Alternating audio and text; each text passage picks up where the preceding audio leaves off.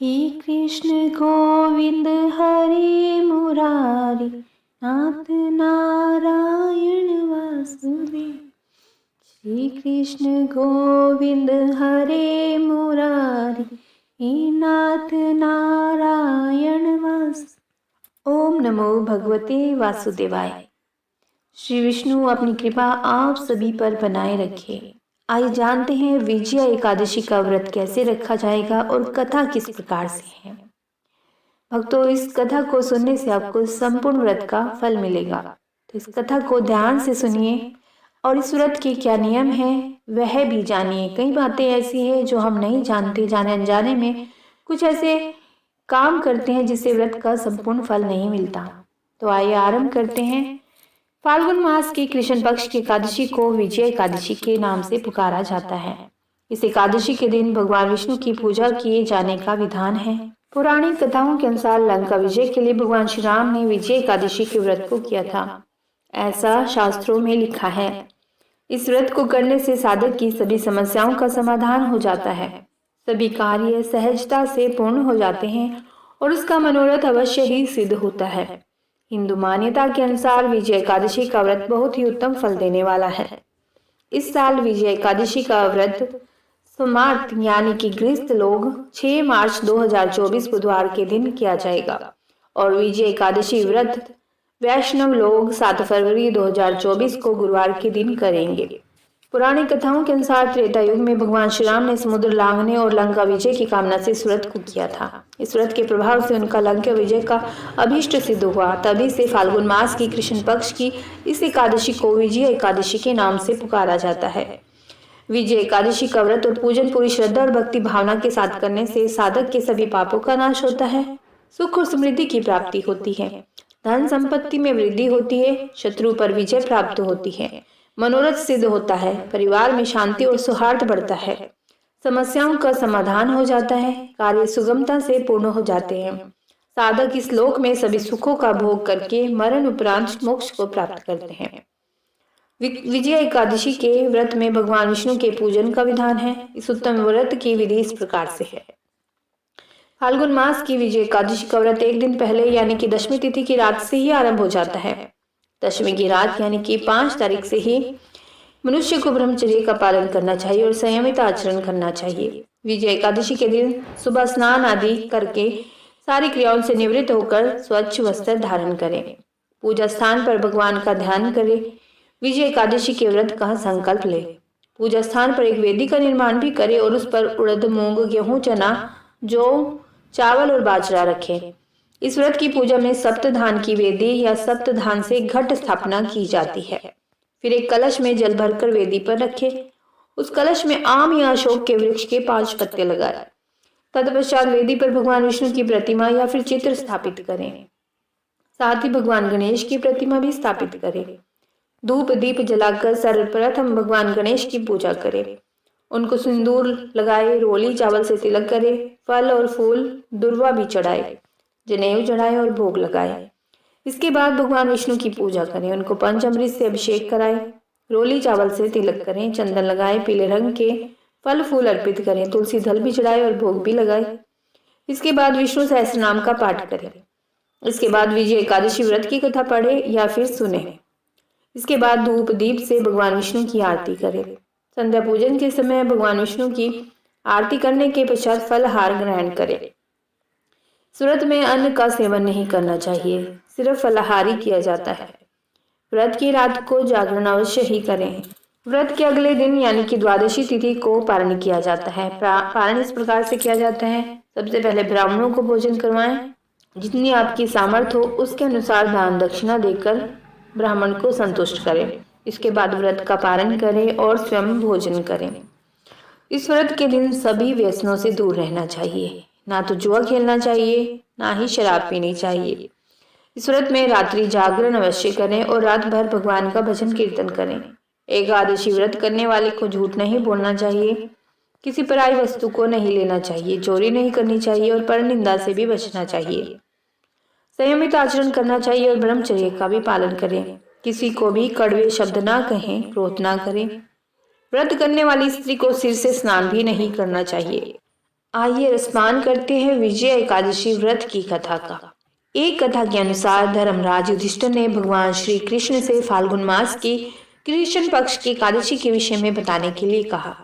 वे बोले, हे जनार्दन, आप ही सृष्टि का सृजन, पालन और नाश करने वाले हो। मेरा आपको बारंबार प्रणाम है। आपसे मेरा निवेदन है कि मुझ पर कृपा करके मुझे फाल्गुन मास की कृष्ण पक्ष की एकादशी के विषय में बताइए।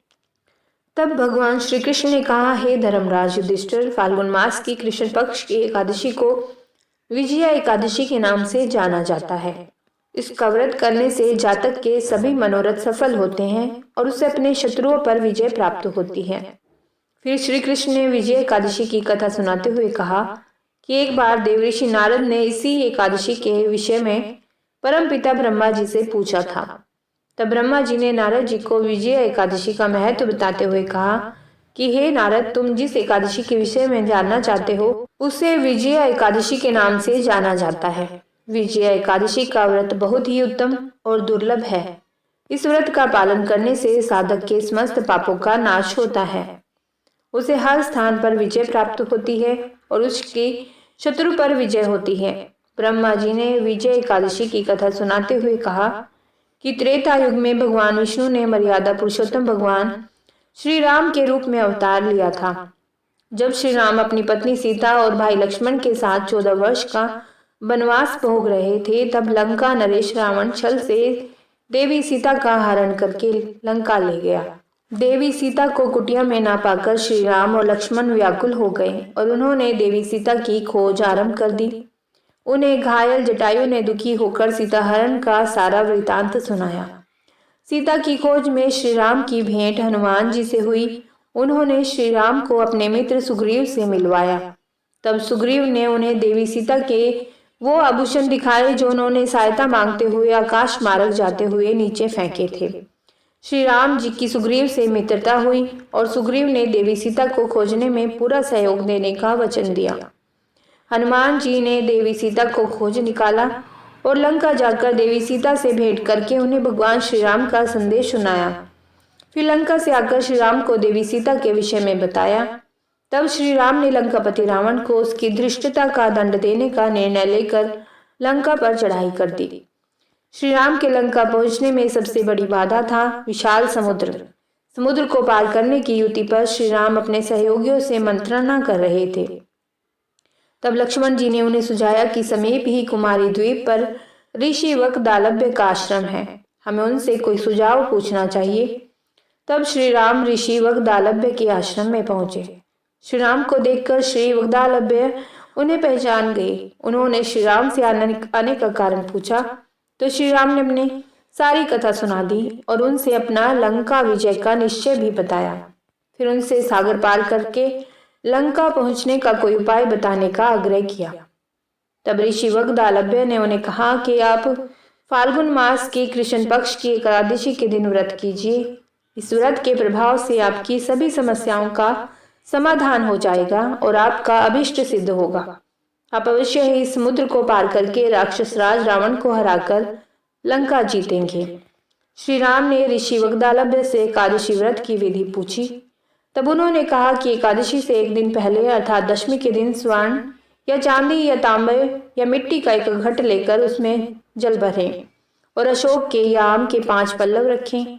एक वेदी की स्थापना करें, उस वेदी पर सप्तधान रखें और उस सप्तधान पर घड़ा रखें। एकादशी के दिन प्रातःकाल स्नान आदि नित्य क्रिया से निवृत्त होकर वेदी पर भगवान विष्णु की प्रतिमा स्थापित करें, उनका पंचामृत से अभिषेक करें, धूप दीप नैवेद्य नारियल आदि से भगवान की पूजा करें।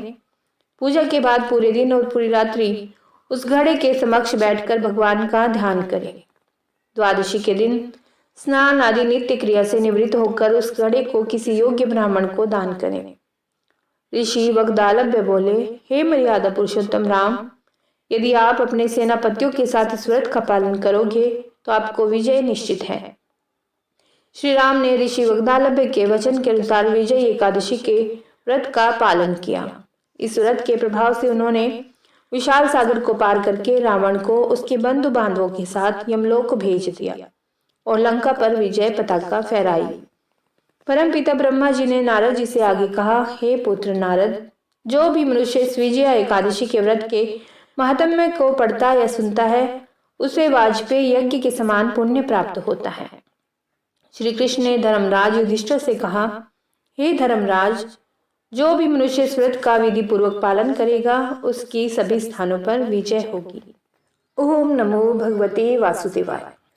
विजय एकादशी की कथा सुनने और सुनाने वाले के सभी कष्टों का निवारण प्रभु करें, सभी को दीर्घायु प्रदान करें, किसी को कोई कष्ट भी न रहे।